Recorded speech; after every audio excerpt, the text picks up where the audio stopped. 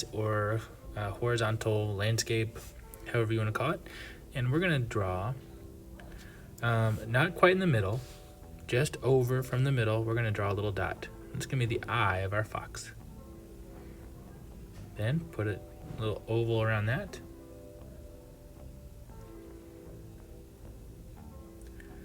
And then I'm going to go forward just a little bit and make a little filled in dot, kind of the same size as the pupil of the eye.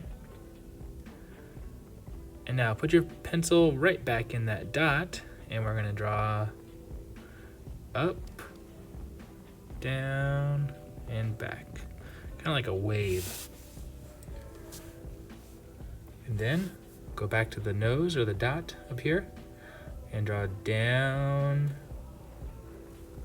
and back. Oops. Down and back. There we go.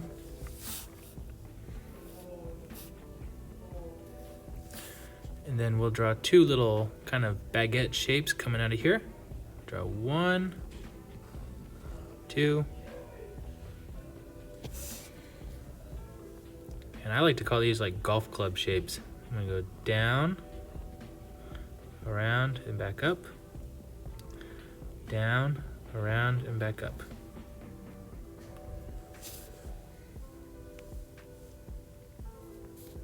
Now go back up to that dot, and I'm gonna draw like a line like this for the belly.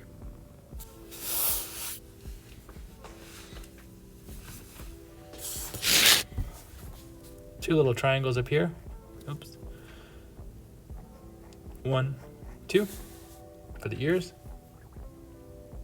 And let's draw the red fox's big poofy tail. It's gonna go up to a point, back down.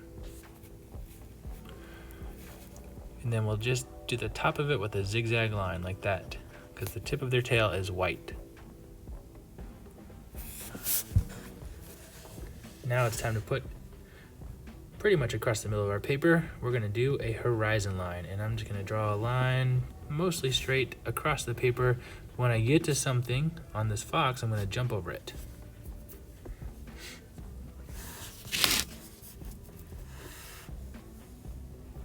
And then next to the fox, I'm gonna put a log. I'm gonna put a circle, and then a straight line kind of going up and over, and then a zigzag line going the same direction. Connect the two lines with a curved line. And you can fill that first circle that we drew with some more circles, or you could just make it a spiral and some texture.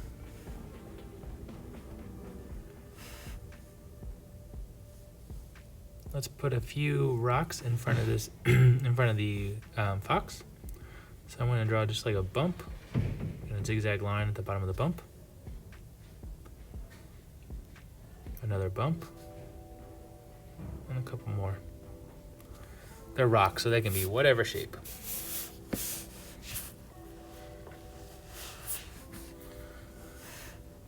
And then we're gonna put some kind of like stylized bushes in the bottom left corner. And I'm gonna do that by just doing a bumpy line from edge to edge. I'm gonna repeat and repeat, and maybe one more. Over here, do the same thing.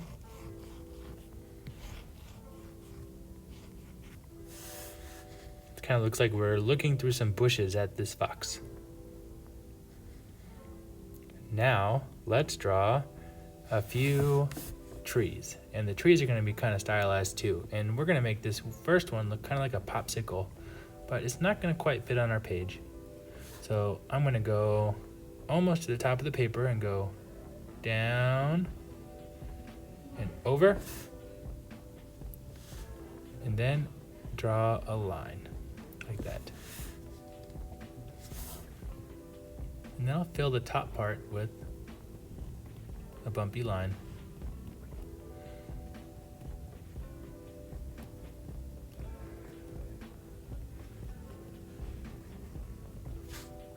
that. And then this part with some other little lines for texture. Now let's switch to a different type of tree. I'm gonna draw 3 lines. 1, 2, 3. They're about the same size, they're about the same space apart. They're not perfectly straight. And then I'm gonna draw a bumpy line like that.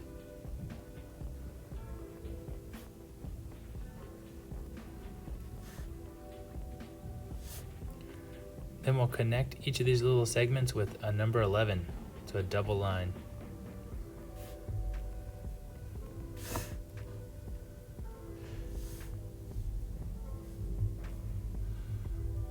Let's put another kind of like a bush around here. We're gonna do bump, bump, bump, bump. I'm gonna put a bump inside of each of those bumps. 1, 2, 3, 4. Then I'm going to fill the smaller bump with sideways lines.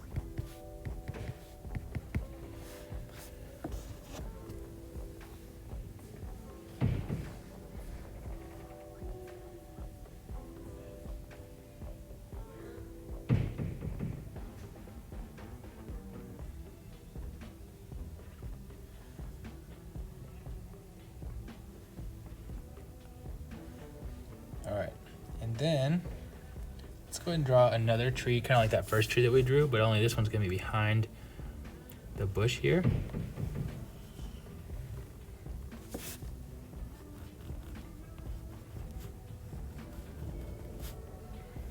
Fill it with some bumpy lines. Double line for the trunk. Texture there. Then this one is a classic. We're gonna do an evergreen tree, which will be like, you could do it just as a triangle, or you can do it as a zigzaggy triangle, and that's a little more realistic, I think.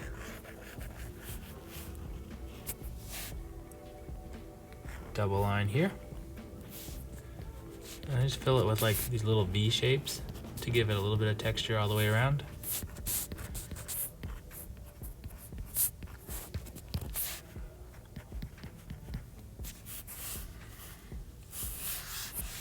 Now we've got kind of like a foreground, a middle ground, and then we're gonna do the very, very background. We're gonna do some tall mountains.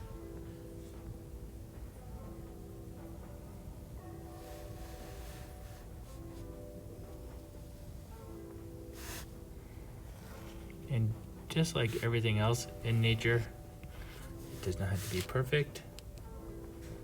We kind of say that it is perfect by not being perfect, just the way it's supposed to be. But what I'm trying to say is yours does not have to look just like mine. It can be however you want to make it.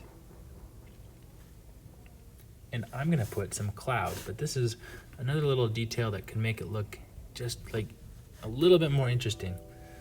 Put some of the clouds behind the mountains.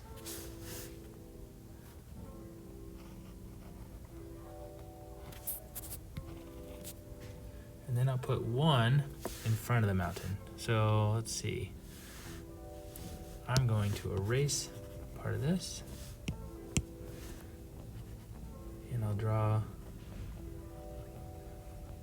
a cloud blocking part of it.